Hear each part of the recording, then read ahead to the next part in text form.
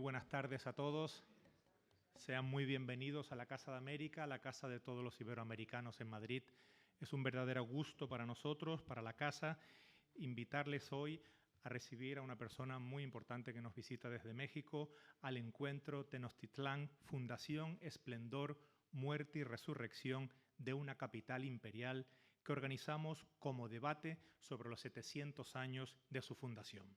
Como les decía, tenemos un invitado muy especial esta tarde, a don Leonardo López Luján, arqueólogo mexicano e investigador del proyecto Templo Mayor del Instituto Nacional de Antropología e Historia, que ha venido a Madrid expresamente para dictar esta conferencia esta tarde. También nos acompañará Patricia Horcajada Campos, profesora doctora de la Universidad Complutense de Madrid, quien moderará la conversación después de la presentación del profesor. Esta conferencia representa un hito en el camino hacia un mayor entendimiento de uno de los legados más impresionantes de la historia prehispánica, una de las civilizaciones más influyentes que jamás haya existido en el continente americano, los mexicas y su capital Tenochtitlán. En su tiempo, Tenochtitlán fue un centro vibrante de poder, cultura, arte, comercio y religión que marcó un antes y después en la historia de Mesoamérica. Hoy, casi 5 siglos después de su caída, los vestigios de Tenochtitlán siguen ofreciendo una ventana invaluable para conocer y comprender el pasado de una de las civilizaciones más avanzadas y complejas que habitaron el continente. La arqueología, ciencia que nos permite desenterrar los secretos del pasado, juega un papel fundamental en la reconstrucción de este fascinante mundo, especialmente en el caso de Tenochtitlán, cuyo esplendor se encuentra enterrado bajo las modernas calles de Ciudad de México. Desde el primer hallazgo en 1790, la ciudad antigua ha revelado sus secretos, permitiendo a los investigadores trazar el mapa de sus complejas estructuras urbanas, sus monumentos religiosos y la vida cotidiana de sus habitantes. Cada descubrimiento, cada pieza arqueológica es un testimonio del genio y la visión de los mexicas, de su capacidad para crear una ciudad insular, la cual se convirtió en la joya del imperio. La historia de Tenochtitlán, como veremos hoy, no solo es una historia de fundación y esplendor, sino también de resistencia, transformación y resurrección, pues sus vestigios siguen vivos, integrados en el tejido de la ciudad moderna de Ciudad de México. Nos acompaña en esta jornada un verdadero referente de la arqueología, el doctor Leonardo López Luján, cuya trayectoria académica es una inspiración para todos nosotros. Como investigador principal del proyecto Templo Mayor del Instituto Nacional de Antropología e Historia y miembro de diversas academias nacionales e internacionales, el doctor López Luján ha dedicado más de 4 décadas a desentrañar los misterios de Tenochtitlán, ayudándonos a comprender la importancia de su infraestructura, su organización política y social y las expresiones artísticas y religiosas que marcaron la identidad de sus habitantes. A lo largo de su conferencia esta tarde nos guiará a través de los fascinantes descubrimientos que han ido perfilando una imagen más precisa de Tenochtitlán desde su fundación hasta su consolidación como la capital del gran imperio mexica. Hoy, la Ciudad de México sigue siendo un testimonio vivo de la historia de Tenochtitlán, un reflejo de su grandeza y también de su tragedia. La arqueología y el estudio de sus restos nos permiten no solo reconstruir su pasado, sino también entender los procesos históricos y sociales que nos conectan con ese legado. Un legado que nos pertenece a todos y que sigue enriqueciendo nuestra comprensión de la historia de América. Muchas gracias de nuevo por estar aquí esta tarde y les dejo con el doctor Leonardo López Luján. Bienvenido, doctor.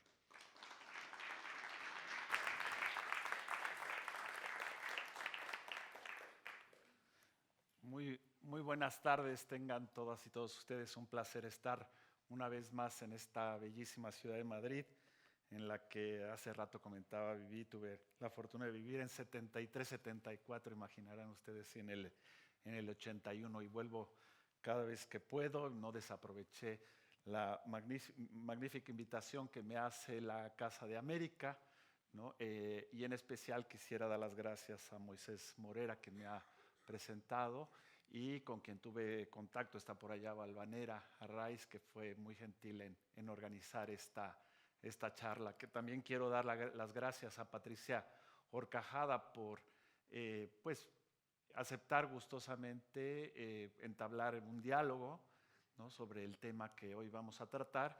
Y veo muchas caras conocidas, gente a la que yo admiro mucho. Tuve hace unos momentos el placer de estrechar la mano del profesor Miguel Rivera Dorado, ¿no? Por allá está mi gran amigo José Luis de Rojas de la Universidad Complutense, Joaquín Barrio, que nos acompaña, y bueno, tantos, y por allá está, perdón, y tantos más. Les agradezco su presencia.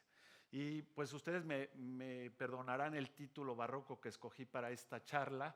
No es un título kilométrico. En realidad me invitaron aquí para hablar acerca de la ciudad de Tenochtitlán y en particular sobre la fundación, pero vamos a hablar de un panorama más amplio. Y me gustaría comenzar con algunas recomendaciones bibliográficas, el clásico de clásicos de mi amigo José Luis de Rojas, que está ahí, ¿no? Ustedes todos lo conocen, ¿no? México Tenochtitlan, Economía y Sociedad en el siglo XVI, Fondo de Cultura Económica. Hay varias ediciones, ¿no?, en México, y es el bestseller del tema, ¿no? Le recomiendo mucho su lectura. Más recientemente se presentó aquí en la Casa de América una obra de mi amiga Bárbara Mundi, de la Universidad de Tulane, allá en Nueva Orleans, La muerte de Tenochtitlan, la vida de México. Esta es la edición en español de Grano de Sal. Y en este mes en el que nos encontramos vio la luz un tercer volumen, Mexico Tenochtitlan, Dynamism at the Center of the World, que está apareciendo en este momento bajo el sello de Harvard University y Dumbarton Oaks. Tuvimos el gusto de hacerlo un volumen colectivo, de coordinarlo Bárbara Mundi, Elizabeth Boone y un servidor. Entonces, bueno, hay muchas lecturas, y para los que les gusta aventurarse, navegar en la red, ¿no?, tenemos una página que tiene como nombre Mesoweb. Ustedes en su buscador en Google, por ejemplo, buscan Mesoweb y llegarán aquí. Es una página que hemos construido arqueólogos, fundamentalmente historiadores del arte de Canadá, Estados Unidos y México, y ahí estamos continuamente subiendo nuestras publicaciones, formato PDF y libre acceso. Entonces les recomiendo que lo visiten. De lo que voy a hablar hoy, pues ahí está, ahí lo encontrarán si quieren ampliar un poco la información. Y bueno, vamos a entrar de lleno a la arqueología urbana. Les voy a comentar un poco sobre la arqueología que hacemos en la Ciudad de México. Los quienes excavamos ahí, pues nos parecemos mucho a nuestros colegas que elaboran, por ejemplo, ¿qué les voy a decir?, en Estambul o en Roma, es decir, en megalópolis modernas que con toneladas de asfalto y concreto cubren ciudades muy importantes de la antigüedad. Ese es el primer gran reto. La Ciudad de México, 21 millones de habitantes, imagínense qué obstáculo es para nosotros los arqueólogos. Pero un obstáculo más grande que tenemos que salvar es nuestro centro histórico, el centro histórico de la Ciudad de México, que es nada menos que la mayor concentración de monumentos artísticos e históricos del continente americano. En 1987 fue declarado Patrimonio de la Humanidad por la UNESCO, y ahí pues están codo a codo, de una manera un poco ecléctica, por decirlo así, edificios barrocos, neoclásicos. Ahí tenemos Art Nouveau, Art Deco, todos los estilos conviven por nuestra muy particular tradición de evolución urbana. Obviamente no podemos demoler ninguno de estos grandes edificios, estas joyas patrimoniales que derivan de nuestra herencia europea, para recuperar lo que es nuestra herencia indígena. Entonces estamos supeditados los arqueólogos a hacer muy pequeñas, muy angostas ventanas hacia el pasado, pozos estrechos, túneles diminutos, trincheras que siempre se nos antojan demasiado pequeñas, demasiado reducidas para mirar a nuestro pasado más remoto. Y otro de los grandes problemas, lo decía hoy en la mañana, es ese subsuelo inestable que está conformado por arcillas compresibles y que hace que todos los edificios del centro histórico se hundan, ¿no? Cualquiera de ustedes que haya visitado la Ciudad de México, todo parece estar sobre una gelatina. Este es un mapa de mi excavación, es el área donde estamos excavando actualmente, y es solo para mostrarles, es un corte, que tenemos una estratigrafía sumamente compleja. Tenemos muchas ciudades de México, una sobre otra, ruinas sobre ruinas sobre ruinas. Pero para simplificar un poco el esquema y no caer en la descripción muy puntual, pues digamos que hay tres grandes ciudades superpuestas. La más antigua de ellas, todas se llaman igual, Mexico Tenochtitlan, abajo a la izquierda, 1325-1521, es decir, 2 siglos. La Ciudad de México, capital de la Nueva España, 1821, 3 siglos exactamente. Y la capital de la República Mexicana, también Ciudad de México, 1821 hasta el día de hoy. ¿Qué hacemos los arqueólogos? Pues ir de arriba hacia abajo. Ahora vamos a regresar en el tiempo. La Ciudad de México, les comentaba yo, en realidad tiene 8,5 millones de habitantes, pero con el área conurbada que le llamamos, suman 21 millones. Es una ciudad gigantesca, caótica, vital, ¿no? Para un extranjero es difícil de enfrentar. La civilización del plástico, del silicón, esa es mi ciudad, la cual yo amo. Y es obviamente la capital de la República Mexicana, un país que tiene 2 millones de kilómetros cuadrados y que en la actualidad ha llegado a los 130 millones de habitantes, un punto geopolítico importantísimo. ¿Por qué? Porque formamos parte del tratado, ahora con conflictos, del Tratado de América del Norte con los Estados Unidos y con Canadá, tratado con la Comunidad Europea y Comunidad Económica Europea, y el tratado con Asia-Pacífico, los tres muy importantes. Excavamos los arqueólogos, bajamos de 1 a 5 metros, ¿y qué vamos a hallar? Pues la ciudad europea más, y yo diría española, la ciudad española más importante de ultramar. Sí, la capital de la Nueva España, que tenía en su máximo esplendor alrededor de 170,000 habitantes, y lo que hallamos precisamente los arqueólogos son evidencias de las mansiones de los conquistadores y de sus descendientes que vivían en el centro de la urbe. Sobre todo 97% españoles, 3% italianos de la zona de Liguria que tenían permiso para asentarse ahí.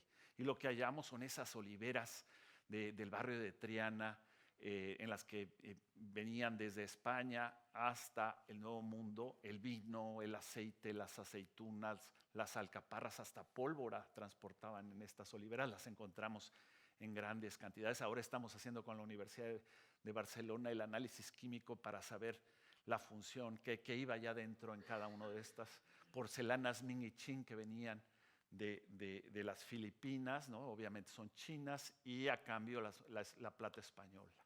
Capital de la Nueva España, 4 millones de kilómetros cuadrados, un virreinato gigantesco, y que también estaba muy ubicado, conectaba a España con sus dominios en Asia, principalmente las Filipinas. Seguimos excavando de 5 a 12 metros de profundidad, y qué es lo que vamos a hallar a Tenochtitlan, que eso me dirá José Luis, cuántos habitantes tuvo Tenochtitlan, no lo sabíamos. Tú en tu libro dices 200, 300,000 tal vez, ¿no? Hay quien dice que muchos menos y hay quien dice que muchos más. Es muy difícil de estimar, pero por ahí va, ¿no? Es lo que, si yo te leo, es lo que tú dices, ¿no? Y la civilización de la cerámica y la obsidiana, capital de la famosa Triple Alianza, Huexcan-Tlahtoloyan, un territorio grandísimo que albergaba a 5 millones de habitantes. Iba de costa a costa y del imperio purépecha hasta la actual frontera con Guatemala. ¿Cuándo empezó la arqueología en México? Pues muy temprano, muy temprano. ¿Qué era lo que sabíamos después de la conquista de la civilización mexica? Pues sabíamos mucho gracias a los documentos escritos y a las pictografías, a los llamados códices. Consignados todos esos conocimientos, sea en imágenes o sea en caracteres latinos, en castellano, en náhuatl, en latín, nos contaban todos los aspectos imaginables de la vida de esta gran civilización. ¿Quiénes lo contaban? Los conquistadores españoles, los frailes españoles y de otros orígenes europeos, los mestizos, los indígenas. Un acervo realmente espectacular. Por ejemplo, el Templo Mayor, que es donde yo trabajo todos los días, esta pirámide gigantesca, sabemos todos los detalles desde la fundación hasta su cabal destrucción, y gracias a estos documentos que son valiosísimos. Sin embargo, imagínense lo que es sorprendente, sabíamos mucho por los documentos históricos y prácticamente nada por la arqueología. Y es hasta la llegada de este señor, ¿no? En 1789, el segundo conde de Revillagigedo, que viene directamente desde Madrid, que es nombrado virrey, que la ciudad se transforma totalmente. Él quiere hacer lo mismo en la Ciudad de México que hizo Sabatini aquí en Madrid. La Ciudad de México era un basurero, era un muladar, y con la llegada de Revillagigedo se dio una transformación urbana. Se construyeron drenajes, redes de agua potable, se enderezaron las calles, se les pusieron nombres y, entre otras cosas, pues todas esas obras públicas que se hicieron por lo ancho y lo largo de la ciudad, pues dieron como resultado colateral, inesperado, el hallazgo, el descubrimiento de las grandes esculturas de los mexicas. Aquí muestro la Plaza de Armas, que es nuestro zócalo actual, así le llamamos, la catedral, el Palacio Real, ahora es nuestro Palacio Nacional. Pues en 1790, 13 de agosto, aparece la Coatlicue y el 17 de diciembre la Piedra del Sol. La Coatlicue, la imagen por excelencia de la Madre Tierra, símbolo de la muerte y el sacrificio, fue a parar casi de manera inmediata, después de haber sido encontrada, no fue destruida, ya no fue considerada una piedra del demonio. Estamos en la época borbónica, estamos en la Ilustración.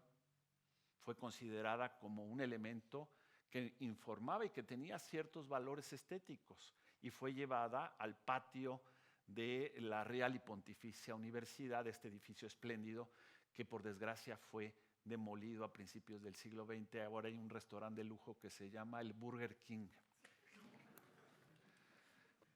Y la Piedra del Sol, que aparece unos meses después, va a ser empotrada y va a quedar a la vista de todos los transeúntes en la torre nueva de la catedral. El tiempo pasa, ¿no? Y México se independiza y se funda, esto la fundación es de 1825, ahora cumplimos 200 años con nuestro museo. Se funda este espléndido recinto donde fueron a parar pues todos los restos arqueológicos, las obras de arte que eran producto sobre todo de trabajos públicos y privados en la ciudad. Es el siglo XIX, también el siglo de los museos, de manera que muchas obras de arte salieron del país y llegaron a Europa y a los Estados Unidos, y hoy la gran mayoría forman parte de las colecciones de grandes museos.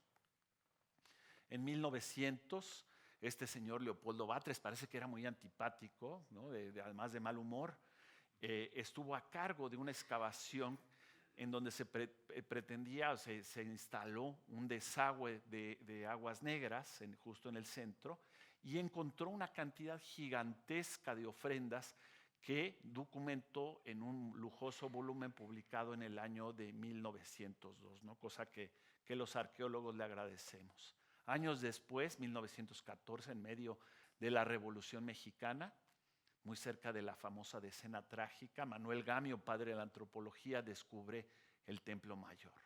Todo el mundo suponía antes que él que el Templo Mayor estaba bajo la Catedral Metropolitana. Y hoy sabemos que no, que está en la intersección de los dos principales ejes urbanos.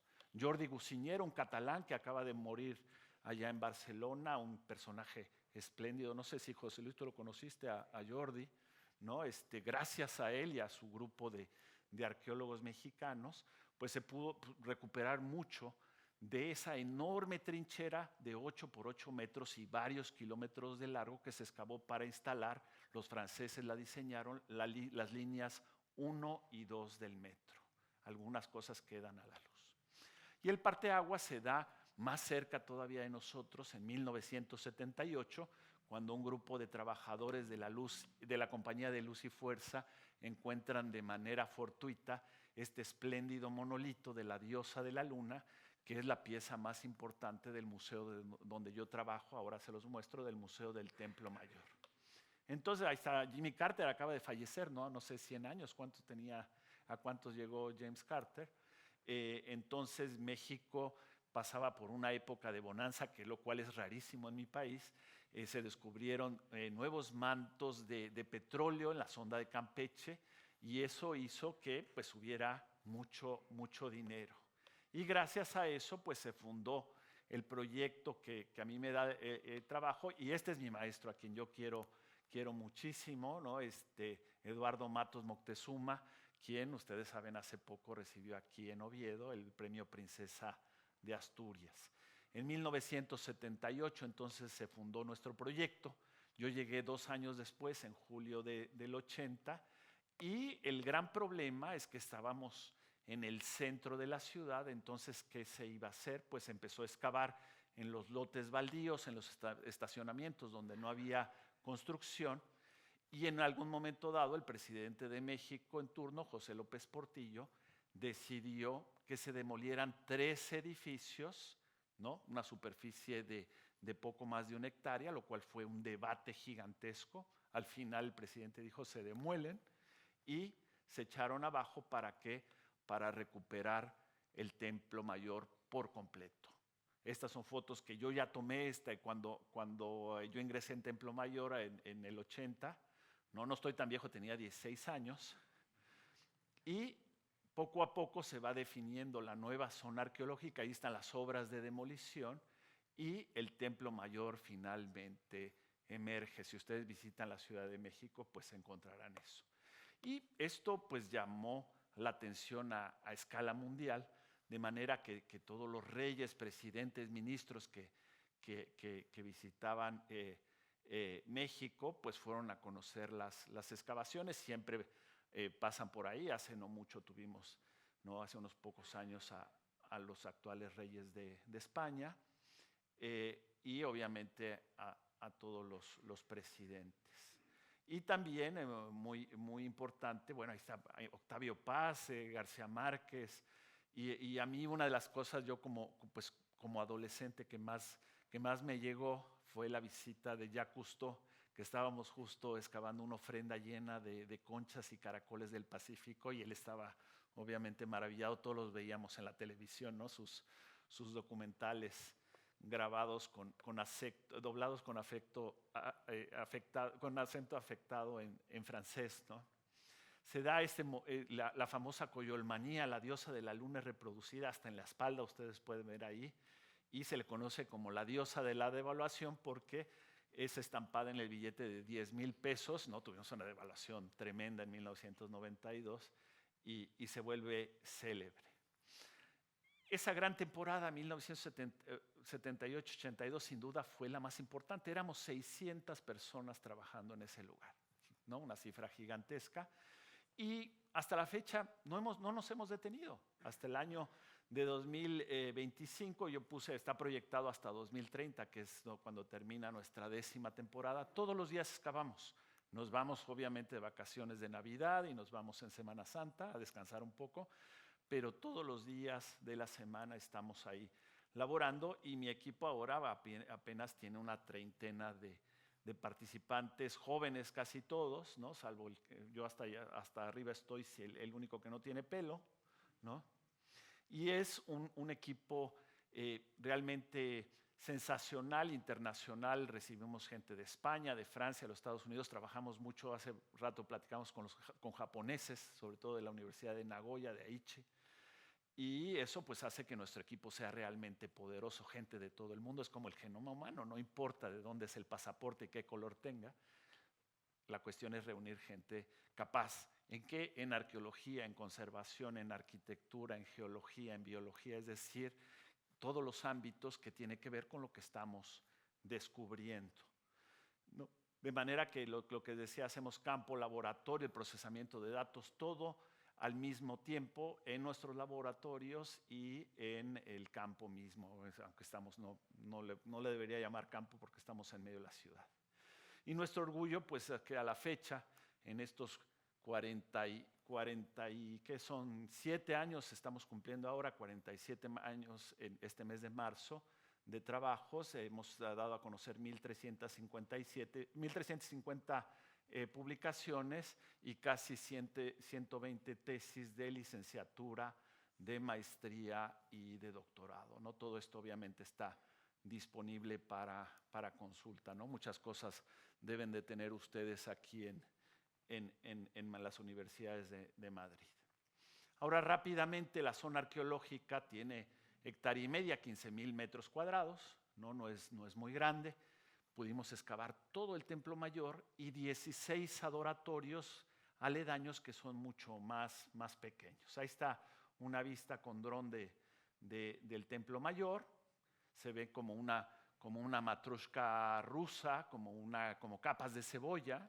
¿Por qué? Porque la pirámide crecía y crecía con cada uno de los gobernantes y cuando se hacía una gran conquista. De manera que tenemos 13 etapas entre totales y parciales en total. De esa manera, pues esta es como una radiografía de la pirámide, alcanzaría el momento de la llegada de Hernán Cortés y sus hombres 45 metros de altura, lo que equivale para nosotros la altura de la columna de la Independencia o la pirámide de la Luna, ¿no? La del Sol es mucho más alta, ¿no? Es de 67 metros. Y en torno a esta pirámide les decía que hemos hallado estos pequeños adoratorios, son pirámides pequeñas para el culto, entre ellas, por ejemplo, este que está marcado con el C, que es un edificio neoteotihuacano. ¿Qué quiere decir eso? Que los mexicas iban a las pirámides de Teotihuacán, que estaban abandonadas, y hacían ellos sus propias excavaciones para recuperar objetos que nosotros encontramos en Tenochtitlan, reliquias, antigüedades, y para copiar estilos que reproducían ahí, ¿no? Como lo que hizo, por ejemplo, ¿qué les voy a decir? Napoleón en su campaña de Egipto con sus sabios, ¿no? Para luego reproducirlo esto en el estilo imperio, en París. Y después de estas excavaciones de 1,5 hectáreas, pues hemos seguido trabajando fuera de la zona arqueológica a través de nuestro programa de arqueología urbana. Rápidamente les muestro, bajo el Centro Cultural de España en México, es a unos cuantos metros de donde yo trabajo, apareció el Calmecac, que era la escuela de nobles, era como me decías, Moisés, comillas, sería, ¿no? Como la escuela de nobles. De aquel momento. Justo ustedes visitan el Centro Cultural de España, que es un centro también de muchas actividades, ¿no? Muy importante, y ahí apareció. Luego excavamos bajo el Hotel Catedral. El dueño es de Santander y fue muy amable y financió las excavaciones.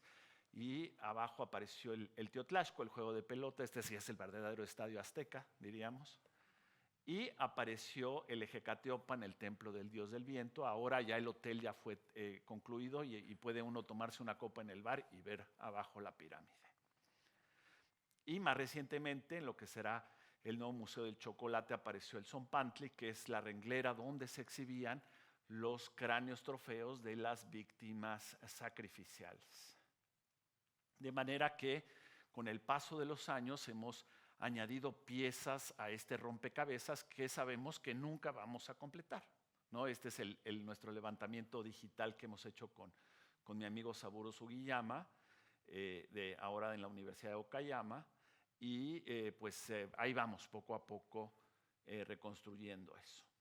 Me pedían que hablara de la fundación de Tenochtitlan y pues que quisiera pues hacer algunos apuntes, ¿no? Hubo en México pues un enorme debate, porque en el año del 2021 se celebraban muchos centenarios y algunos se conmemoraban.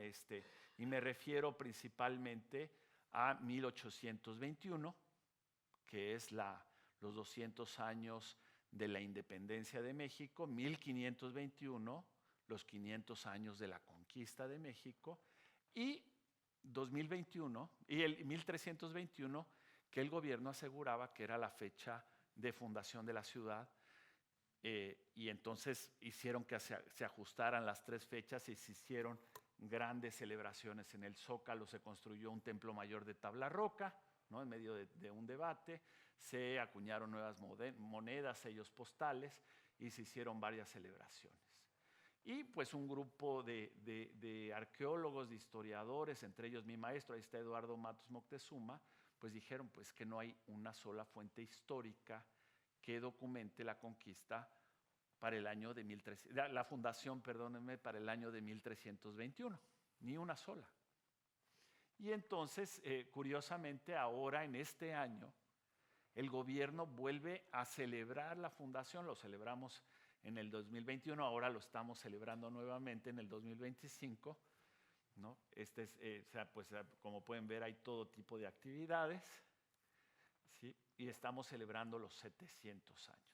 Eso nos llevó a mi maestro y a mí, Eduardo Matos Moctezuma, y a mí, a publicar este pequeño artículo que acaba de aparecer en esta revista, que es Arqueología Mexicana, ¿no? Ustedes tienen la revista de Arqueología Española, digamos que es nuestra versión, donde hacemos algunas consideraciones que me gustaría compartir con ustedes. Y para eso pues vamos a viajar, vamos a atravesar el océano para llegar hasta la bella Italia, porque todos los caminos conducen a Roma. Ese es un muy buen ejemplo para entender este suceso. Ustedes saben que en el caso de Roma pues hay dos tipos de información, al igual que en Tenochtitlan. Por un lado, lo que llamamos la mitohistoria, los registros, por ejemplo, de Tito Livio o de Dionisio de Halicarnaso, ¿no? Por mencionar dos, sobre la fundación de Roma, y los datos arqueológicos duros. ¿Y qué nos dicen esos documentos históricos? Por un lado, pues que había dos gemelos, todos ustedes saben la historia, Rómulo y Remo, que eran, ¿no?, descendientes del famoso Eneas de Troya, eran nietos de Númitor de Alba Longa, ¿sí? Y hijos del mismísimo Marte, del dios Marte. La cuestión es que Númitor fue depuesto en Alba Longa, y el tío Amulio trató de matar a la descendencia, a estos dos gemelos. Ustedes saben que para salvarse fueron introducidos en una canasta que fue río abajo por el Tíber, hasta llegar al pantano del Velabrum, la actual Roma. Y ahí milagrosamente encontraron a la loba Lupercia, que los amamantó. Encontraron a un carpintero, Picus Marcius, que les dio de comer, y a esta pareja de pastores, ¿sí?, que los adoptó. Los chicos crecieron y al final depusieron a su tío y decidieron fundar un nuevo reino. ¿Dónde? Donde los había amamantado la loba. El problema es que entraron en disputa. Remo quería que se fundara Remoria. ¿Y dónde? En el Aventino. En cambio, Rómulo quería fundar Roma. ¿Y dónde? En el Palatino, es decir, dos colinas de Roma que están aledañas. ¿Y cómo lo decidieron? Pues por un milagro, donde apareciera una parvada de buitres, un grupo de buitres, y primero apareció en el Aventino, pero inmediatamente después en el Palatino, y eran más buitres los del Palatino, y así es como en medio de las disputas decidieron dónde fundar la ciudad. A la postre, Rómulo mata a su hermano Remo, es todo un drama, y funda en la ciudad de Roma, repito, en el Palatino, y tenemos esa fecha muy precisa que dicen los textos latinos, el 21 de abril del 753 a.C. ¿Sucedió en esa fecha? A saber, ¿qué es lo que dice la arqueología? Los arqueólogos en Roma han excavado muy profundo, sobre todo en el Palatino, y no lo van a creer, encontrar una actividad muy intensa, una y otra vez, que data del siglo VIII. El problema es que después excavaron en otra colina y en otra colina, por ejemplo en el Campidoglio, y que encontraron también mucha actividad del siglo VIII, es decir, no era nada más en el Palatino, como nos dicen los textos históricos. Y el problema es que los arqueólogos siguieron excavando más y más abajo y encontraron restos, por ejemplo en el Campidoglio, del siglo XIV antes de Cristo. Es decir, Roma, la vida de Roma se remonta mucho más atrás hasta la edad del bronce medio. Alexandre Grandassi, ¿no?, de la Universidad de París, pues escrito es el que ha tratado de una manera más extensiva el tema y ha concluido, ¿qué es lo que él concluyó?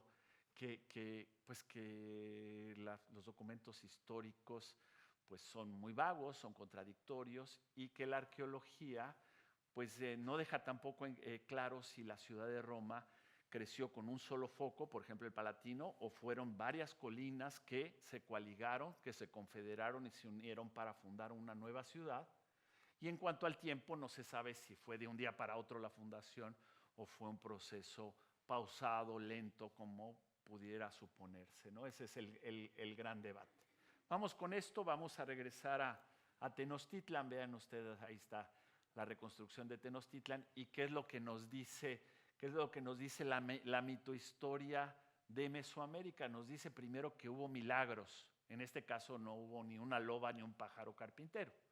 Aquí lo primero que sucedió es que un grupo de migrantes llegan a un islote y lo primero que ven, según la tradición de Teosomoc, Durán y Tobar, que todo se vuelve blanco. El sauce, la sabina, los cañaverales, los peces, las ranas, todo se torna blanco. Como el lugar de origen que es Aztlán, que es el lugar de la blancura. Tiempo después, ¿qué sucede? Encuentran dos cuevas que tienen arroyos dobles, arroyos de agua y de fuego, una cosa contradictoria, arroyos de agua azul y agua amarilla, según otras descripciones. Y finalmente dan con la principal hierofanía, el principal milagro, la principal aparición, que es la del águila que se posa en un cactus, en un nopal, que crece de una piedra, lo vemos ahí. No hay muchas versiones míticas de esto. Aquí vemos varias representaciones, todas ya del periodo colonial, donde nos muestra el águila sobre el nopal, en algunos casos devorando la serpiente, como nuestra bandera, pero en otros devorando aves o simplemente sin un animal en el pico, como el Códice Mendoza arriba a la derecha. En ese momento construyen la capilla primigenia, el templo mayor, algunas versiones de paja, otros de tierra, ¿sí? Y pasamos ahora al asunto de la cronología. Esta es mi buena amiga Elizabeth Boone, ella también está en la profesora emérita de la Universidad de Tulane, y ella hizo un censo de 39 documentos históricos del siglo XVI que mencionan la fundación. Y en un buen número se habla de una fecha, de un año en particular. No lo van a creer, uno menciona 1318, otro 1322, 1324, otro más 1366. Luego tenemos el año de 1364 que es mencionado dos veces y el que se está celebrando ahora, los 700 años, 1325, que es referido por 9 fuentes históricas. Digamos que es el que es más recurrente. Por ejemplo, el Códice Oban está en París, ¿no? Habla de 1364, o el Códice Mexicanos, que está en París, o el Códice Mendoza, que está en Oxford, ¿no? Estos nos hablan, ahí vemos del año 2 Casa, 1325 como fecha de fundación. Y hay una escultura, que es el Teocalli de la Guerra Sagrada, esta apareció en Palacio Nacional, que es una réplica en miniatura de una pirámide, que nos muestra, vean ustedes, el símbolo de fundación, el águila sobre el nopal sobre la piedra, ¿sí? Y ahí registrado en la parte superior la fecha 2 Casa. Esta escultura está en el Museo de Antropología. Al poco tiempo, según algunos documentos, los mexicas se pelean entre sí y fundan dos ciudades que son hermanas, pero que están peleadas, ¿no? Fratello coltello, ¿no? Dice el adagio italiano, ¿no? Hermano cuchillo. Y se pelearon los hermanos. 13 años después se funda al norte Mexico-Tlatelolco. Uno tiene el águila solar y masculina como símbolo, y la otra ciudad el jaguar terrestre y femenino como símbolo. Ahora, ¿qué es lo que dice la arqueología? Cuando la catedral con estos hundimientos estuvo a punto de colapsarse, y en los años 90 se hicieron estas lumbreras correctivas, ¿no? Es la misma técnica que se aplicó en la Torre de Pisa, que es también correctiva, por los mismos años, y se hicieron lumbreras, excavaciones de 3 metros 60 de diámetro hasta 25 metros de profundidad. ¿Y qué es lo que se encontró ahí? Pues que la capa superior, que tiene unos 14 metros, es una capa antrópica, humana, que de ahí para abajo es una capa no estéril culturalmente, es decir, son capas naturales, ¿no?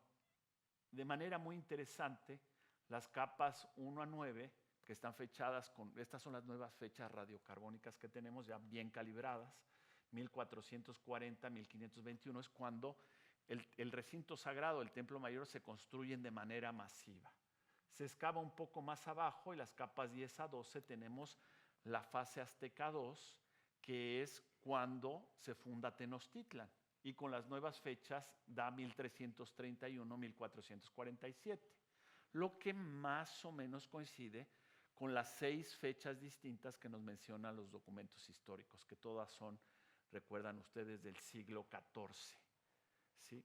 El problema es que los arqueólogos siguieron excavando, mis colegas, y que encontraron capas más profundas que son anteriores. Y sabemos que hubo abajo de Tenochtitlan un asentamiento tolteca de Tula. Y ahí encontraron cerámica del epiclásico y del clásico, es decir, de periodos anteriores, del periodo Coyotlatelco, de Teotihuacán.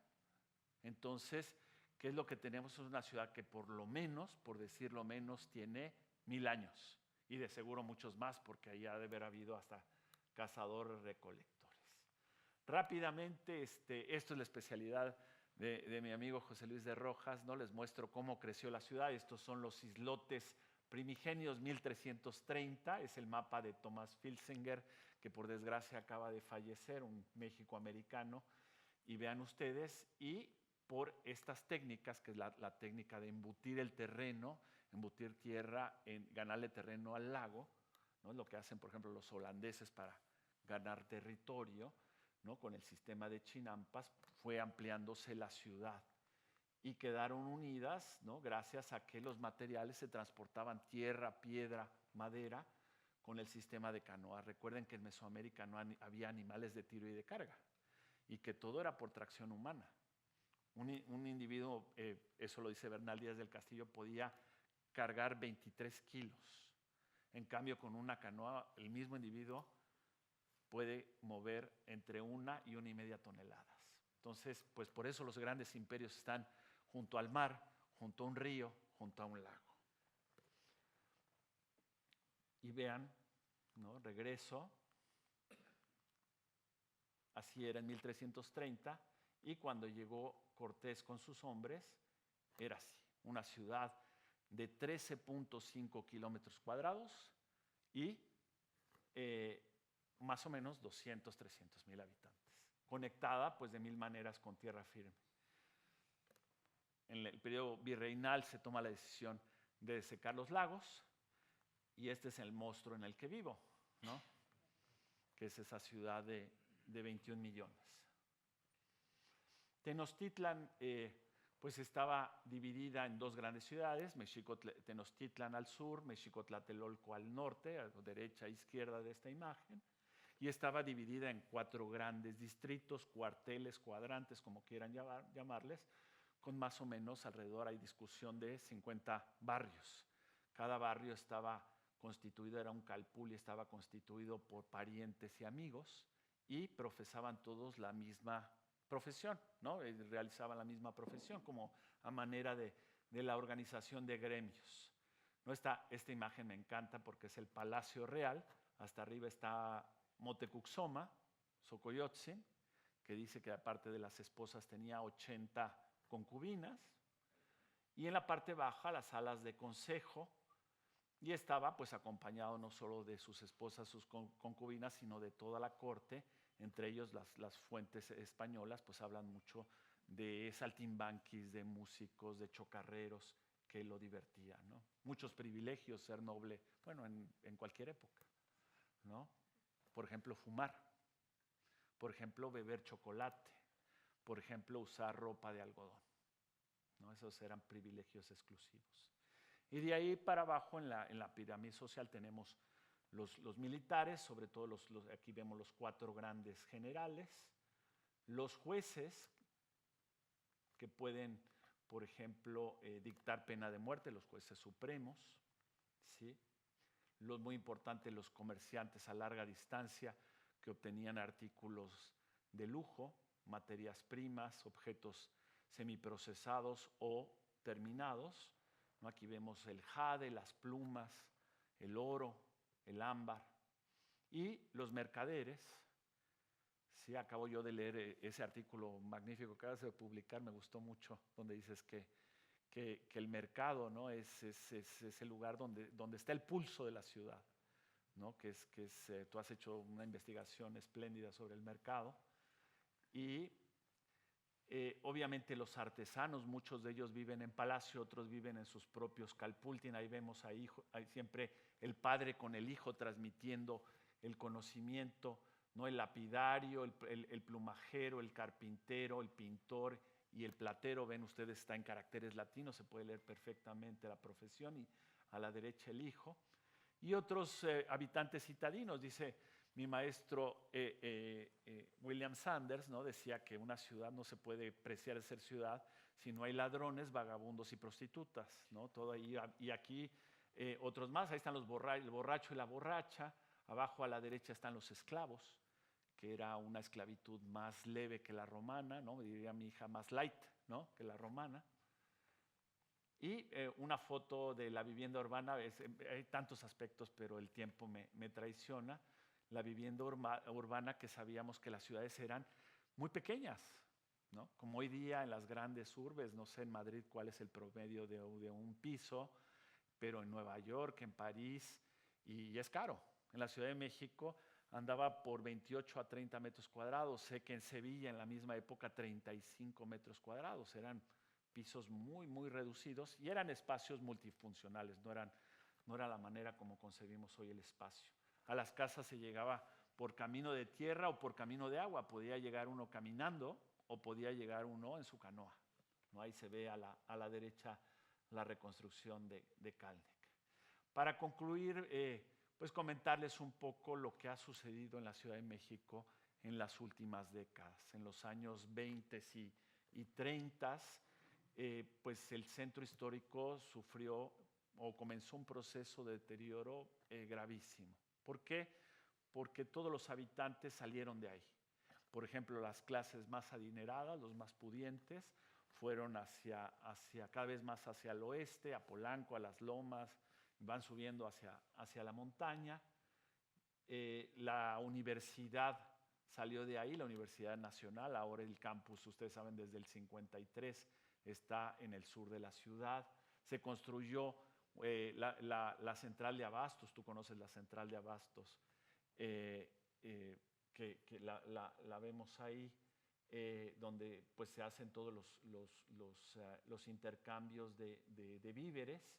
Y finalmente el distrito financiero, que salió a Reforma y ahora está en Santa Fe. ¿Qué sucedió con el centro? Pues las viviendas fueron abandonadas, algunas convertidas en bodega, otras estuvieron bajo el régimen de rentas congeladas. Entonces, muchos edificios se colapsaron, se deterioraron en el ínterin. Y el centro fue abandonado por 26,000 ambulantes. Yo me acuerdo cuando llegué ahí al centro, todo era comercio informal con una inseguridad terrible. ¿Qué pasó? Pues las excavaciones cambiaron todo. Empezamos en 78 al 82 y fue como una reacción en cadena nuestro centro histórico. En el 80 se decreta la zona de monumentos, que es una superficie considerable, 760 manzanas, bloques de la ciudad, para proteger precisamente los inmuebles, sobre todo patrimoniales, que estaban siendo demolidos, transformados. Después, en el 87, se construyó el Museo del Templo Mayor, que en sus 8 salas exhibe todos los tesoros que hemos recuperado en las excavaciones, que son cientos de miles de objetos, una riqueza jamás vista, porque Tenochtitlan era como la Manhattan de su tiempo. Tenemos ahí las salas, piezas espléndidas. Acabamos de hacer, por cierto, una gran exposición en París ahora con motivo de los Juegos Olímpicos en el Quai Branly, haciendo una muestra. Y en el 87, es decir, el mismo año que se inaugura el museo, se nombra el centro de la ciudad de Xochimilco, las Chinampas, como Patrimonio de la Humanidad. Aquí está el que entonces fue nuestro embajador, Miguel León Portilla, ¿no? Aquí estuvo Miguel, ¿no? En alguna ocasión, me dicen, ¿no? Gloria nacional, ya murió hace varios años. Y entonces empezó a invertir en el centro histórico, fundaciones privadas, el gobierno federal empezaron a reinyectar dinero para restaurar el centro. Muchos edificios fueron restaurados, pero para ser ocupados nuevamente por la gente. Ya no está deshabitado nuestro centro. Y se empezaron a crear no solo el Museo del Templo Mayor, que vemos arriba a la izquierda, sino una serie de museos. A la derecha, el siguiente es el Centro Cultural de España en México, muy importante. El Museo de la Caricatura, el Museo de la Primera Universidad, el Museo de la Cocina y de la Gastronomía, etcétera, etcétera, etcétera. Las universidades regresaron, no sus campus, pero muchos edificios fueron ocupados para institutos de investigación, para centros de difusión, para departamentos de extensión universitaria, la UNAM, la UAM, la Universidad de la Ciudad de México, el claustro de Sor Juana. Y recientemente, pues, se revitalizó el centro histórico, se restauró la Alameda Central y el monumento. Ahí vemos el Monumento a la Revolución, que mi padre dice que era la estación de gasolina más grande del mundo, pero no es cierto eso. Ahí lo vemos, todo revitalizado, y ahora pues el centro histórico es víctima de su propio éxito porque se ha llenado de paseantes y estamos muy orgullosos de ellos. No es perfecto, ahí todavía tenemos problemas en este sexenio que está comenzando, nuevamente de ambulantes, pero sí se ha transformado todo como una reacción en cadena. Pues ahí concluyo con esta diapositiva, las ventanas arqueológicas. Los arqueólogos que hemos tratado de dejar visibles todos los restos hacia el pasado, ¿no? Que pueden ver ustedes la capital virreinal, pueden ver ustedes la capital prehispánica en estas excavaciones que están afuera y dentro de los edificios públicos y privados. Y aquí les muestro el Centro Cultural de España, ¿no? En la terraza puede uno tomar unas buenas tapas con un vino, y en el sótano es donde están un museo que nosotros, los arqueólogos del Museo del Templo Mayor, montamos gracias al apoyo de España, donde se muestran pues todos los hallazgos que se hicieron en ese punto en especial, ¿no? Entonces, poco a poco vamos abriendo estas ventanas que hablan de una historia que es milenaria, ¿no? Y con esto concluyo, les doy las gracias y quedo a sus órdenes.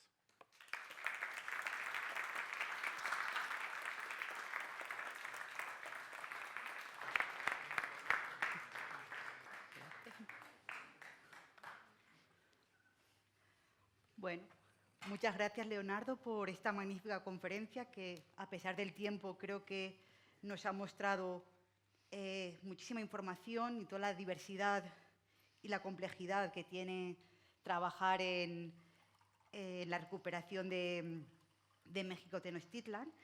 Y entonces, la primera pregunta que le quiero hacer es vinculada con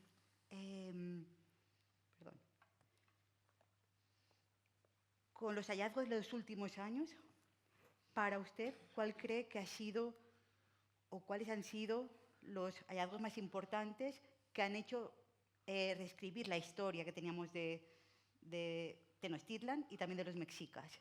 Si tuviera que elegir, ¿cuál cree que sería? Bueno, eso se puede contestar de diversas maneras. Si pensamos en obras de arte, sin duda el monolito de la diosa Coyolxauhqui, que apareció, les decía yo, en 1978, y más recientemente el monolito de la diosa Tlaltecutli, que es la diosa de la tierra, que fue descubierto en el año de 2006.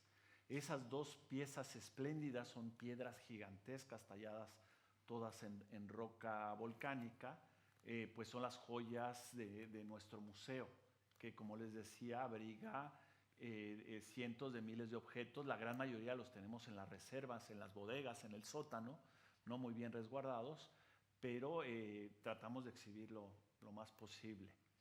Ahora, yo creo que los descubrimientos más importantes, más allá de la cuestión estética del objeto material, pues es precisamente esta idea de que la ciudad es una ciudad milenaria, que es una ciudad compleja y que siempre ha sido una capital de primer orden, ¿no? Eso yo creo es lo que más hemos aprendido.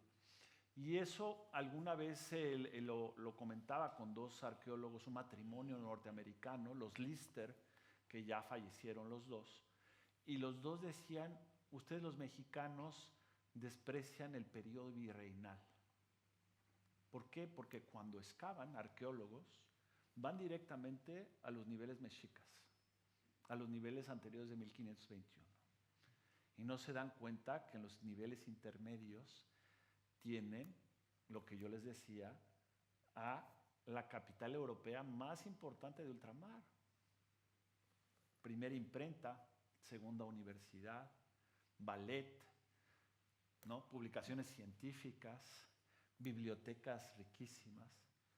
Era un emporio económico, político, comercial, ¿no? Y sobre todo cultural, la Ciudad de México. Y entonces cuando excavábamos, íbamos directo y sacábamos y ya está. Y digamos que desde los años 60 todo esto ha cambiado, ¿no? Sustancialmente. ¿Y qué ha sucedido? Ya tenemos grupos de arqueólogos muy bien entrenados para lo que describimos como arqueología histórica, que estudia ese periodo, que es riquísimo. ¿Por qué? Porque no solo es el contacto de México con Europa a través de España, sino el contacto de México con Asia, con China, con Japón, a través de las Filipinas. Y entonces ahora comprendemos de una manera global esa historia que es tan rica y que no se puede concebir, yo lo decía, nuestro pasado indígena sin nuestro pasado europeo, ¿no? Yo me hacía el otro día, bueno, ahora se hizo el reanálisis de los datos, mis estudios genéticos, y pues muchos mexicanos, la gran mayoría somos mestizos, ¿no? Yo tengo 45% de español y salió 45% de indígena, aunque de indígena del norte de México, apache, porque mi familia es de Chihuahua. Y entonces pues tenemos esas dos herencias que son fundamentales y que hace de nuestra nación pues un mosaico cultural, ¿no? Hasta que sucedió el movimiento zapatista, estoy hablando del 1 de enero de 1994, ustedes han escuchado obviamente en Chiapas. Hasta ese momento hemos reconocido precisamente la diversidad de México. Antes todos los grandes literatos, los grandes filósofos estaban, ¿no?, preocupados por cuál era la identidad del mexicano. Y decíamos, pues el que bebe tequila, el que se viste de charro, ¿no? Lo que se transmitía en las películas de Jorge Negrete y Pedro Infante.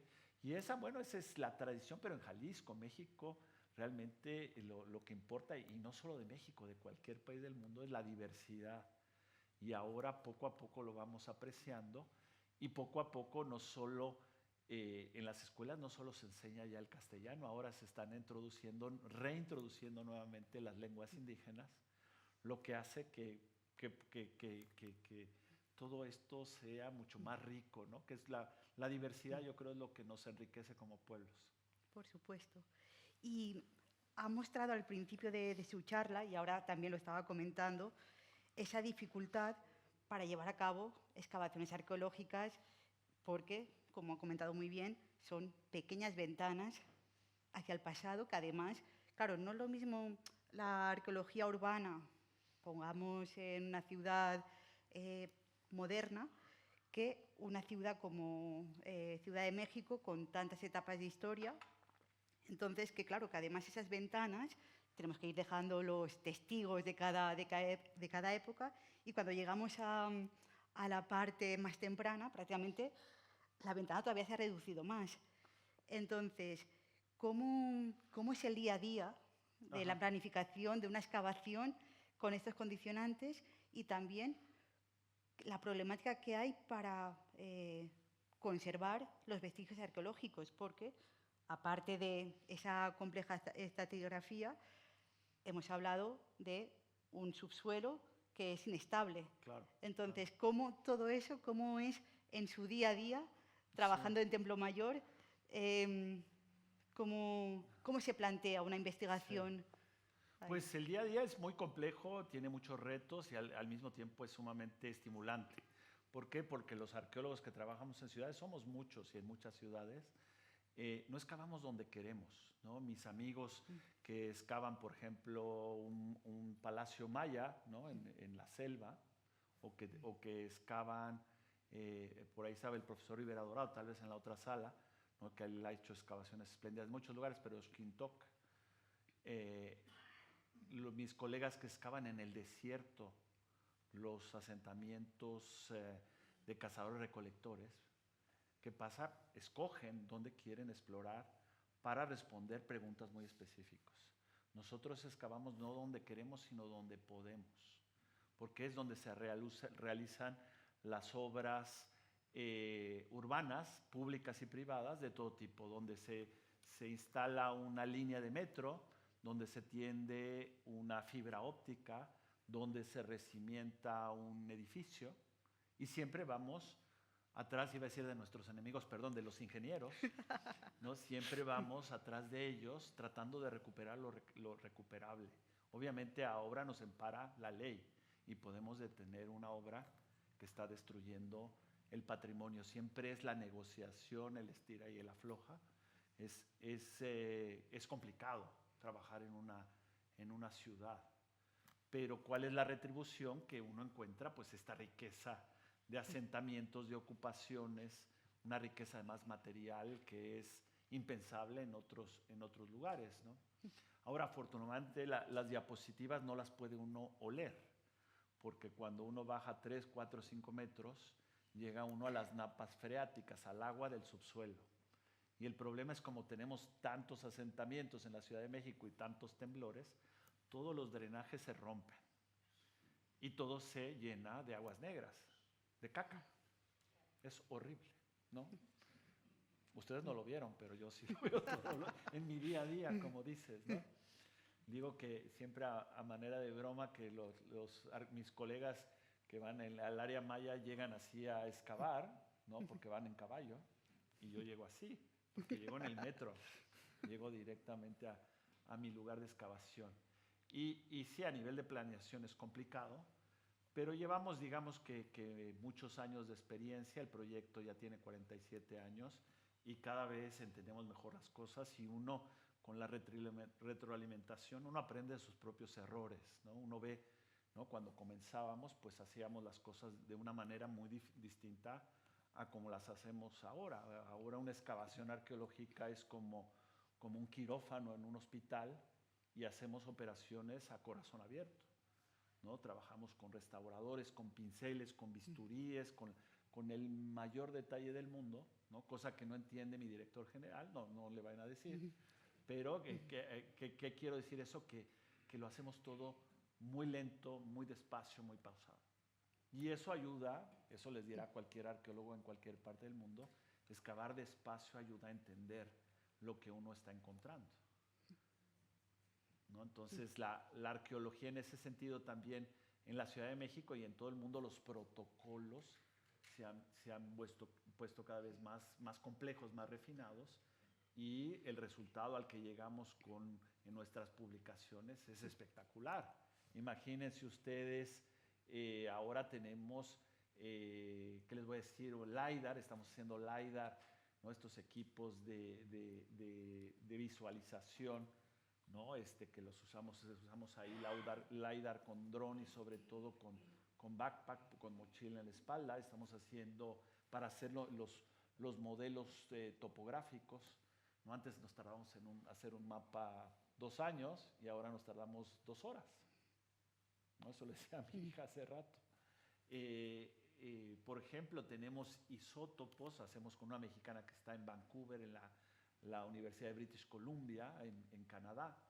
Hacemos isótopos estables de oxígeno, de carbono, de nitrógeno, y eso nos ayuda a saber de animales y seres humanos cuál era la dieta y cuál era su procedencia, si venían de la costa o venían de una selva o venían del altiplano. Entonces podemos saber eso, los estudios obviamente genéticos. Ahora estamos comenzando con una colega mexicana que es profesora aquí en la Universidad de Burgos y es del equipo de Atapuerca, un estudio muy ambicioso sobre mestizaje, y vamos a hacer un estudio de tipo genético, ¿no? Hace poco tuvimos en México la fortuna de recibir a Juan Luis Arzuaga, ¿no?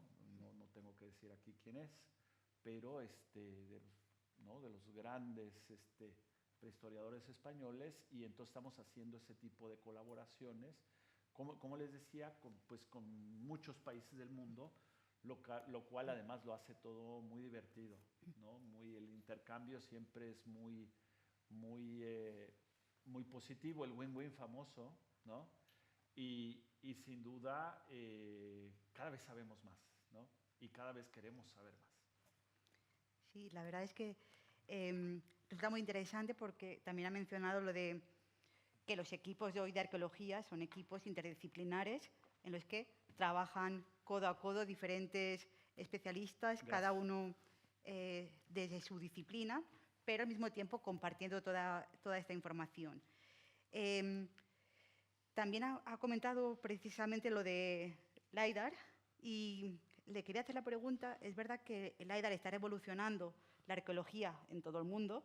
En el área maya, por ejemplo, nos está permitiendo hacer análisis espaciales de grandes dimensiones, ver las relaciones que hay entre las distintas ciudades, algo que hasta hace pocos años se pensaba que las ciudades mayas estaban prácticamente aisladas en la selva, comunicadas por calzadas, y que en medio de estas ciudades había un vacío. Esto se está cambiando. Y entonces la pregunta que le quería hacer, si es un poco utópica, si de repente llegase un presupuesto económico millonario para desarrollar una tecnología específicamente para excavar o para investigar Tenochtitlan, ¿cuál cree que sería y qué aportaría a la Claro. investigación? Es Pues decir, sí LiDAR con rayos X, por ejemplo. Sí, es una pregunta utópica, ya es que me encantaría que llegara el dinero, pero debo decir, bueno, el LiDAR es una tecnología espléndida y que sobre todo tiene utilidad en los lugares donde los vestigios arqueológicos están cubiertos por vegetación. ¿Sí? El caso paradigmático es el de los sitios mayas que están cubiertos por la selva, y entonces una foto aérea, una foto satelital, pues no revela nada porque uno ve árboles. ¿Qué es lo que ayuda? ¿Para qué ayuda el LiDAR? Pues para, ¿no?, sobrepasar esa cubierta vegetal y ver los vestigios que están abajo. Pero también el LiDAR me dirán, entonces, ¿para qué lo quieren en la Ciudad de México? ¿No? Que es algo que yo también tuve que explicar a las autoridades, y el LiDAR permite hacer unos mapas de la superficie que son milimétricos, de una precisión inaudita. Obviamente son digitales, son modificables, todo es mensurable, se pueden hacer ahí modelos reconstructivos, pasar a la realidad virtual, a la realidad aumentada. Es decir, se abren muchos panoramas, no solo de investigación, sino sobre todo de difusión al gran público, que es nuestra última meta, que el conocimiento, ¿no?, se difunda. Entonces, así es. Yo voy a ser honesto, y esto espero que no lo digan allá de aquel lado, pero yo siempre digo, yo no quiero mucho dinero, pero lo quiero constante. ¿Por qué? Porque nuestro programa de excavación es todos los días, todos los días. Y la ciencia, yo creo que se debe, tú eres arqueóloga, ¿no? Se debe cocinar a fuego lento, Sí. sin prisa, ¿no? Siempre tiene que ser un proceso, ¿no? Pausado, donde no falten los recursos, pero que haya eso. Obviamente soñamos con tener nuestros propios equipos de LiDAR que vienen de Japón, o nuestros propios equipos analíticos, ¿no? Yo mencionaba de isótopos que están tanto en Iowa como en Vancouver, o tener nuestros equipos genéticos que están aquí en Burgos o van a estar aquí en Burgos, o usamos mucho, por ejemplo, la geofísica, usamos el georradar o radar de penetración, usamos el magnetómetro, el resistivímetro, hay muchos equipos diferentes, el sonar, que nos ayudan a saber qué hay en el subsuelo antes de excavar, ¿no? Que nos ayudan a predecir un poco qué vamos a encontrar y dónde debemos explorar. Entonces nos gustaría tener todo eso, pero eso lo salvamos asociándonos con otras universidades, otros países, otras instituciones que ya lo tienen, y tal vez es mejor porque cada quien así aporta algo y construimos en esta liga de naciones y liga de instituciones, construimos un conocimiento colectivo, ¿no? Entonces no sé si pedir mucho dinero o mejor pedirlo que no falte cada día. Por supuesto. Sí, de hecho, en su propio país se ha visto ahora en el área maya, ¿no? Lo de las inyecciones que se han hecho para la construcción del Tren Maya, que ha habido una gran aportación para realizar excavaciones arqueológicas, pero ahora falta ver qué pasa después de eso, ¿no? Claro, claro. Entonces, sí que es verdad que es necesario que haya una continuidad, porque si no, al final es la gran explosión, pero se queda sin nada. Sí, a veces eso sucede a nivel político, que se buscan hallazgos que sean, y eso ha pasado a lo largo de toda la historia en México, que se buscan grandes descubrimientos, ¿no? Que aparezcan en los titulares de los periódicos, ahora en los medios electrónicos, ¿no? Algo que cause impacto, y encontramos cosas realmente muy espectaculares. Pero a nivel científico, un arqueólogo no es un descubridor de tesoros, ¿no? No tenemos nada que ver con Indiana Jones, en realidad. Nosotros lo que buscamos es encontrar respuestas sobre el pasado, reconstruir el pasado, y entonces, sí, es de las cosas más emotivas, ¿no? Debo decir, encontrar una máscara de jade, ¿no? Todos, bueno, los que estamos ahí las hemos encontrado, y no les digo qué se siente porque no es conveniente, pero se siente muy bonito. Pero lo importante es explicar esa máscara, para qué servía, quién lo usaba, en qué época. Y eso requiere, volvemos a lo mismo, requiere del concurso de especialistas de ramas muy diversas y de mucho tiempo y de mucha investigación. Entonces sí, obviamente a nivel político pues sí se busca, ¿no? estos grandes impactos, pero a nivel científico lo que queremos es ese apoyo constante. Perfecto, muchísimas gracias. Creo que entre el público habrá muchas preguntas, ya veo que están levantando la mano. Entonces vamos a empezar por las preguntas. Sí. Muchas gracias por su charla y lo que nos ha enseñado. Ha sido realmente muy emotivo. Es una pregunta mínima, antropológica. He notado en mis viajes por América que todo alrededor del Caribe, debido a las temperaturas y la humedad que existe, hubo mucha esclavitud, hubo muchos negros, tanto Estados Unidos como Colombia, como Venezuela. Sin embargo, en México no los he visto. ¿A qué se deberá? Sí. Bueno, ahora es muy interesante el proceso. Ahora es un tema que ha sido muy investigado en los últimos 20 años en mi país, y desde el doctor Aguirre Beltrán, ¿no? Que fue quien comenzó a hacer estos estudios. Y por un lado sabemos que la inmigración de África, ¿no? fue relativamente poco significativa comparado con lo que sucedió en las islas, en el Caribe, en las Antillas, en Brasil, en Colombia. El influjo, la llegada de poblaciones africanas fue mucho menor. Y estas poblaciones se concentraron sobre todo en las áreas de las costas, por ejemplo, en los actuales estados de Veracruz, en el Golfo de México, y en el estado, por ejemplo, de Guerrero y Oaxaca, en los estados de Guerrero y Oaxaca, en el Pacífico. Y estos grupos, ahora les llamamos afrodescendientes, se han fundido con la población indígena, ¿no? Se hacen estudios genéticos y ha habido un mestizaje enorme, ¿no? Yo descubrí también en mis estudios de genético, tengo algo poquito de 5% por ahí de origen, de varios, sobre todo el centro de África, pero sí eso un poco se difuminó porque en Mesoamérica hubo un enorme mestizaje y es lo que vamos a hacer ahora con un apoyo gigantesco de la Comunidad Económica Europea, con un grant que acaba de obtener la doctora Cristina Valdiosera ahí en Burgos.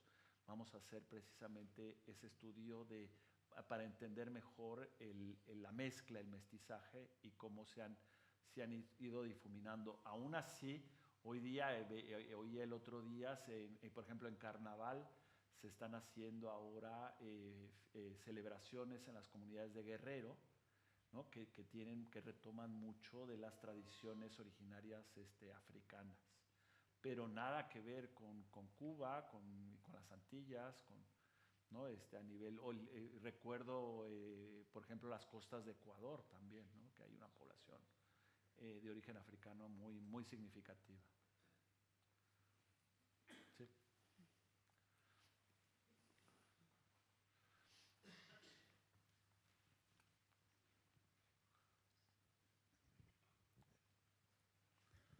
¿Se me escucha? Sí. Sí, perfecto. Muchas gracias por venir. Mi pregunta es, he visto antes en la foto de los edificios neoteotihuacanos Sí. que había una que estaba colorizada, ¿no? Sí. Entonces yo quería preguntarte si se ha encontrado con pigmento o se ha hecho una reconstrucción de color similar a la de la piedra de Coyolxauhqui. Sí, hemos trabajado eso los últimos años. Hemos hecho lo mismo que aquí en Europa, por ejemplo, el equipo de los Brinkmann, que son alemanes, el equipo de Liberani, que es italiano, o el equipo de Ostergaard, que es danés. Hemos hecho reconstitución del color, sobre todo en esculturas, que es algo que a nadie le gusta, ¿no? Aquí en las esculturas griegas y romanas, tú sabes, se pinta la Venus de Milo, la Victoria de Samotracia, como eran originalmente, y nadie le gusta eso, ¿no? A todo el mundo le gusta el color blanco prístino del mármol de Paros, del mármol pentélico, el mármol de Carrara, etcétera, ¿no? Y nosotros con las esculturas mexicas las hemos coloreado. Hicimos una gran exposición en Bellas Artes y en el Museo del Templo Mayor otra, donde impresiones en 3D de esas esculturas las coloreamos. Y entonces usamos la paleta pictórica de los mexicas, que era muy limitada, se limitaba en escultura a solo 5 colores, que no son colores: el blanco, el negro, el ocre, el rojo y el azul. Y hemos hecho también muchos análisis, sobre todo con el Instituto Getty de Los Ángeles y el Instituto Petrográfico de Turín. Hemos hecho análisis de la composición de esos pigmentos. Y hemos descubierto, entre otras cosas, que los mexicas usaban el azul maya, ¿no? Que es un tema muy estudiado y que es apasionante. Y en cuanto a los edificios, encontramos la misma paleta pictórica. Cuando llega Cortés con sus hombres a Tenochtitlan, lo que les sorprende es que la ciudad es toda blanca. Antes, cuando llega a Zempoala, dicen es todo blanco.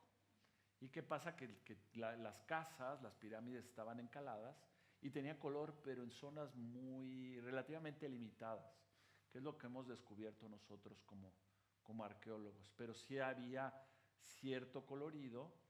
Y en el caso, por ejemplo, de esos edificios neoteotihuacanos, esos sí están totalmente pintados. Y es muy interesante porque los mexicas, que fueron 800 años después a excavar a Teotihuacán, que estaba en ruinas, que estaba abandonado, encontraron edificios que estaban pintados. Pues igual que los sabios de Napoleón, copiaron los diseños de esos edificios y los colores y después los reprodujeron en Tenochtitlan, ¿no? Yo he excavado muchos años también en Teotihuacán y es increíble, son copias muy bien hechas no solo de los perfiles arquitectónicos, de las formas arquitectónicas, sino también las pinturas murales las reproducían. Y cuando, por ejemplo, mis estudiantes excavan una ofrenda, eso es maravilloso. Estamos excavando un contexto del siglo XV, mexica, y de repente encuentran una máscara olmeca del 800 a.C. y dicen, ¿y esto qué hace aquí? O una máscara teotihuacana del siglo III. Y es porque los mexicas, no me atrevería a decir que eran arqueólogos, pero ellos hacían su propia excavación y en grande recuperaban muchos objetos. ¿Por qué lo hacían? Porque Teotihuacán y todos estos lugares, Tula, Xochicalco, que estaban en ruinas, eran considerados por los mexicas como ciudades construidas por los dioses. Entonces imagínate imitar o recuperar un objeto hecho por dioses y llevarlo al Templo Mayor, pues eso te recarga la energía, diríamos, ¿no? Ese es un tema muy apasionante, ¿no? El de la recuperación del pasado y sucede en todas partes, ¿no? No aquí, si quieren, un ejemplo muy conocido que ustedes lo conocen mejor que yo, la mezquita de Córdoba, ¿no? La primera etapa, la de Abderramán I, pues se reutilizaron los fustes y algunos capiteles de la Córdoba romana. Y el problema es que eran muy chaparritos y por eso tuvieron que hacer dobles arcadas, que es lo que hace ahora famosa la mezquita de Córdoba, pero hay siempre esa reutilización de los vestigios del pasado, ¿no? Todos somos amantes del pasado. Sí, además es muy interesante en el caso de Tenochtitlan, porque no solamente recuperan, sino que además muchas veces incluso intervienen en esos propios objetos, los modifican ligeramente o incluso los reparan. Claro. Y después los insertan en ofrendas o en contextos junto a otros materiales. Sí, Es decir, sí. es como que, o incluso nuevas piezas realizadas ya en época mexica, pero que imitan las formas de objetos de otras culturas, pero poniendo su propio sello, ¿no? Claro. La propia marca de Tenochtitlan. Eso sucede mucho, hay muchos ejemplos también muy emblemáticos, muy interesantes, algún pendiente mexica que fue poseído por la familia Medici y que le pusieron una montura bellísima de plata dorada y la tenían colgadas, es decir, las transforman, o alguna máscara, una mascarita olmeca, estoy pensando en la Schatzkammer de München, que la ponen en un objeto que es rococó, ¿no? O hoy día Ai Weiwei, el famoso artista chino, que recupera una olla neolítica, a mí me parece una salvajada, y le pone, ¿no? con pintura moderna, le pone Coca-Cola encima, ¿no? Entonces, todos tenemos un objeto que hemos recuperado del pasado y que lo transformamos para reutilizarlo porque le estamos dando un nuevo valor, ¿no? Y un nuevo significado también. Un nuevo significado, sin duda. Bueno. Ay. Hola, buenas tardes. Hola, ¿qué tal? Y muy interesante, gracias. Hemos hablado de la fundación de Tenochtitlán. ¿Cuáles son, en su opinión, los factores clave que llevaron a los mexicas a establecerse en un islote dentro del lago Texcoco con los desafíos que eso conllevaba? Pues ellos decían que era la tierra prometida, que era el centro del universo, que era un lugar paradisíaco. Y yo creo que era todo lo contrario, ¿no? Muchos historiadores así lo han publicado, no es idea mía. ¿Qué es lo que se dice? Que en ese momento la isla, los islotes estaban deshabitados y eran los únicos que no tenían población. Entonces se asentaron donde pudieron, porque todo lo demás, las tierras del valle, son riquísimas, ¿no? La zona aluvial, por ejemplo, pues ya estaban ocupadas. De hecho, la historia de los mexicas van, ¿no? en migración y entran en conflicto con todos los pueblos que encuentran a su paso, porque nadie los quiere ahí, ¿no? Se pelean y son echados del lugar al que llegan. Y al final se establecen en estas islas que no tenían población, pero muy importante, tenían dueño. ¿Y cuál era el dueño? Era el señor de Azcapotzalco.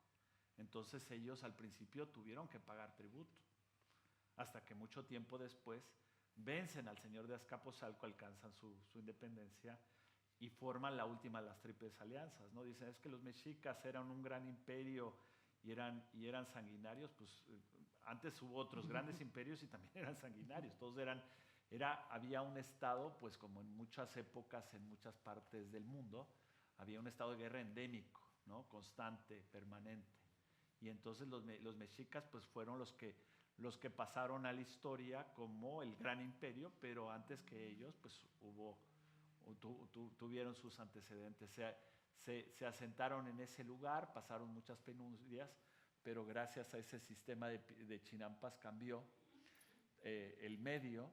Y no solo eso, construyeron una gran muralla, el Albarradón, ¿no? Usamos esa palabra árabe, ¿no? El Albarradón, que hizo que en el lago de Texcoco, el oeste, no llegara más el agua salada, sino que llegara en grande el agua dulce del sur. Entonces transformaron el ambiente, y eso yo lo veo como arqueólogo cuando excavo las capas superiores y encuentro conchas dulceacuícolas. ¿Qué quiere decir? Y diatomeas de ciertas especies muy particulares, ¿no? Las diatomeas son las algas, y entonces puedo saber que en las últimas décadas cambiaron la salinidad del agua, le quitaron la sal al agua. Es decir, eran grandes ingenieros que en realidad no eran los mexicas, eran los texcocanos, ¿no? Quienes construyeron estas obras de Nezahualcóyotl, pero sí transformaron su medio. Y no era un lugar muy bueno. Y eso lo digo yo porque yo vivo en la Ciudad de México. Tenemos inundaciones, al lado tenemos un volcán que hace erupción, tenemos grandes terremotos, entonces de paradisíaco no tiene nada. Y ¿sabe cuál es el problema también? Que no sopla el viento y entonces la contaminación no se va. ¿No? Y eso que amo mucho a mi ciudad, pero sí no estamos en el mejor de los sitios. Bueno, lo siento, no tenemos más tiempo para preguntas. Muchísimas gracias, Leonardo, por la maravillosa conferencia, por esas explicaciones tan detalladas a cada una de las preguntas. Y sí.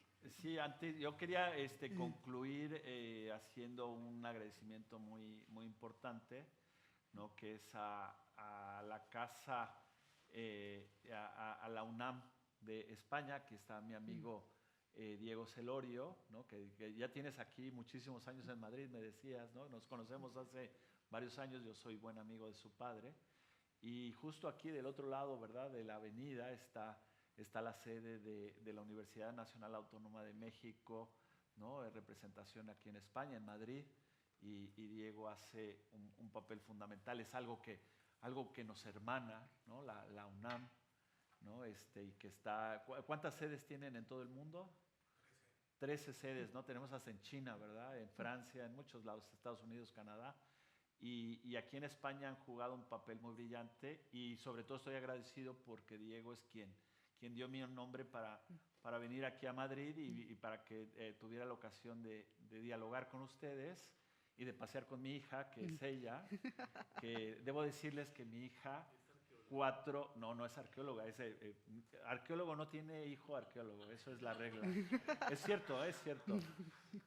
Mi hija, 4 de sus bisabuelos españoles llegaron a México en la Guerra Civil, que a México lo nutrió con muchísimas maneras, y gracias a España, ella tiene ahora, nunca ha vivido en España, pero tiene pasaporte español, es ciudadana española por sus 4 bisabuelos. Entonces estamos ahora paseando. Le agradezco a la UNAM y a Diego que me hayan recomendado para estar aquí con ustedes, y muchísimas gracias.